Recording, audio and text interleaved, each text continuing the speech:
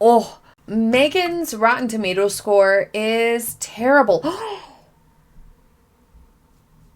It's a 33% on the tomato meter from critics, and it's only 20% on the popcorn meter from viewers. With over 1,000 ratings from viewers, the audience scores only 20%.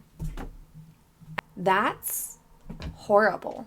That's really bad. I look at Rotten Tomatoes for all the movies. I love movies. I go see all the movies. Well, not all of them, but I go see a lot of movies.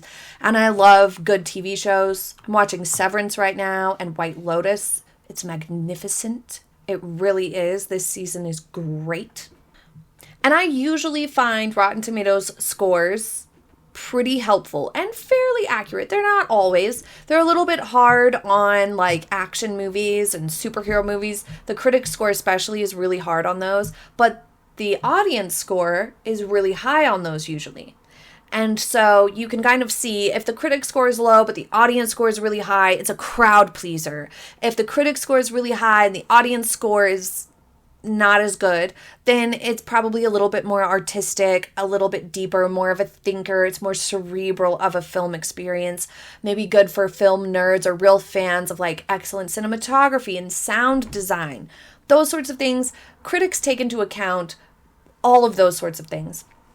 But when you have both that are really low like this, then that's just there's no excuse. It's bad. It's just bad because nobody liked it. It didn't have enough substance or talent involved for the critics to like it, and it doesn't have enough to keep the audience there and happy either. It's not a crowd pleaser either. This is really bad. In fact, it's probably the worst scores I have seen on Rotten Tomatoes in a long time. And there's been bad movies lately, and this is bad. Let's see what some of them have said.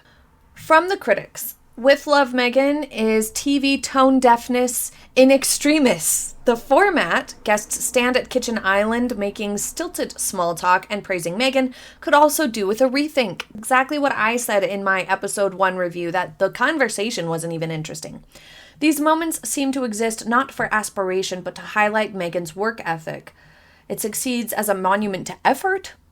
Maybe, but like I said with the bath salt problem, it doesn't really, because she doesn't put in the effort. She half-asses it. With Love Meghan is relaxing enough to slip into for hours without leaving much of a memory in its wake. Fair. Very forgettable. Nothing really happened. Nothing was really talked about. It was boring. To the good, recipes, ideas, but twee and slow. I don't think the recipes or ideas have been good so far. I am only 1 episode in, to be fair. The show simultaneously strains for aspiration and relatability in a way that never gels. Good point. Aspirational and relatability are sometimes opposite. Not always, but sometimes they're a little bit opposite. This is what I was saying in my episode 1 review, that if she would have just pushed herself to go a couple steps further, she could have delivered more relatable value, like with the pasta. If she would have talked about ways to switch the pasta up to make it more appealing to kids, because blistered tomatoes in a watery sauce on overdone pasta, it's not going to look tasty to most kids. It's just not, especially not with kale soaked in it, you know? That's just a fact. Most kids aren't going to think, ooh, that looks delicious. So if she would have talked about how she modifies it for her kids or ways to make it healthier for kids or whatever, I don't know, just anything. If she would have pushed herself a tiny bit further, it would have delivered a little bit more value and felt a little bit more relatable. And I like how they said she strains for aspiration, because it does feel very forced, like she's reaching, because she just wants to be adored. That's been her whole problem from the beginning. She thought she deserved 100% glowing press coverage. She thinks she deserves to be, I guess, aspirational for people. But in a problem that we've found to be very on brand for Harry and Meghan, they think they can tell people how they should feel about them, rather than letting people make up their own minds. It's tedious stuff. I have never felt more isolated from someone on screen than in the last episode. Well, I'll look forward to that. Only a real royal could be this out of touch. I don't know, Megan O'Keefe, because Catherine and William, the Prince and Princess of Wales, although they have Prince and Princess titles, seem to actually get what it's like to raise 3 little kids on their own. I think they would not be that out of touch. Meghan is not a real royal, also, by the way. To my eyes, With Love Meghan is just a brazen, turmeric-inflected, lavender-infused punt. One sniff and you know you're not buying. With Love Meghan, no doubt in its attempt to protect its host from greater critique, presents her as nothing more than a stereotype of a perfect wife and mother. Oh, that's an interesting point, that they were part of their motivation for the way they filmed it and why it turned out so bland and boring is either Meghan or the team were trying to leave less to critique. I wouldn't put it past them.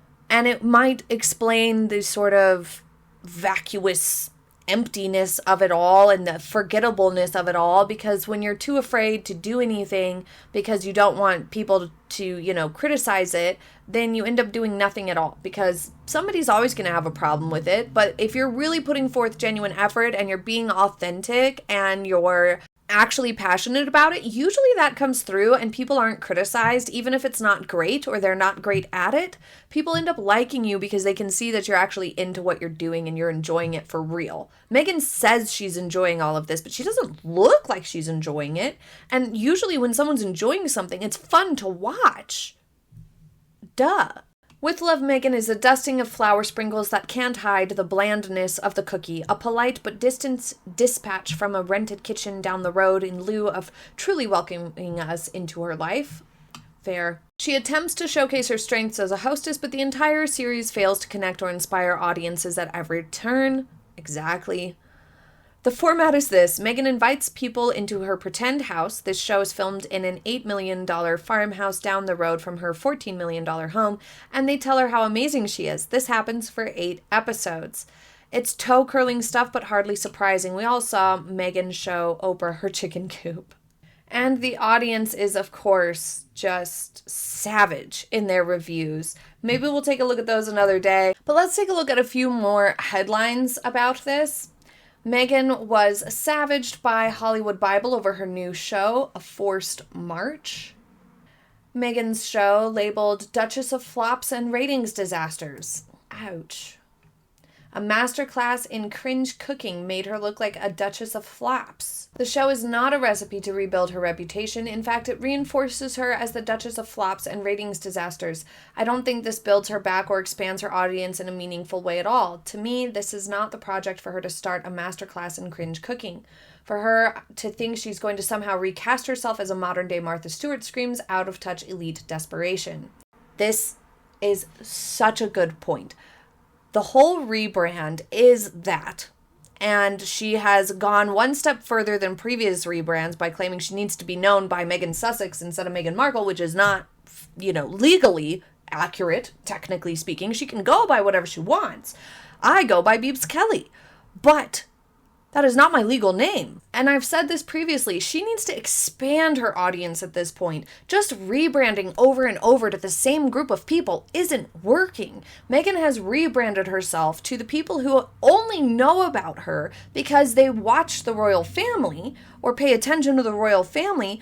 Now, she's still only really paid attention to by that same group of people. She doesn't reach new audiences or other people really at all. And if she did have a good show that really showed some skill, some talent, or showcased chefs in an interesting way, or showed her personality in some degree of positive light, then maybe this would have worked as a rebrand and a relaunch. But she hasn't. She has failed at it because she's trying to force an image that just isn't working. Listen, this is all predictable on top of it all. Meghan is just some wealthy lady with a couple of kids living in Montecito in a mansion. So, of course, this is what her life is like. Repackaging pretzels and keeping herself busy with, half-assed bath salts is what she has time to do. But that's completely removed from everybody else's reality and isn't going to endear her to anyone. Variety had a scathing review. This article reporting on it says, in a brutal takedown of the new show, the publication paints the 43-year-old as a narcissist for whom no amount of praise seems enough. The show plays out like a forced march, one in which Meghan's guests must, as the price of getting to share an afternoon in a made-for-TV kitchen with her, praise her first. In another dig at Meghan, the review concludes with, love Meghan is made with a great deal of love in the sense that the greatest love of all is the one that a person has for herself. That's like literally the exact opposite of what Meghan should be trying to get going for her public image and her PR. She needs people to want to like her and to like her. She needs to stop coming across this way, snobby and pretentious and unlikable. But, to be fair, mayhaps that's just her personality and she can't really change her personality. So this is what we're stuck with. I'll be back with more super soon. I hope you enjoyed today's video and I hope you have a happy day ahead. I'll see you next time. Bye!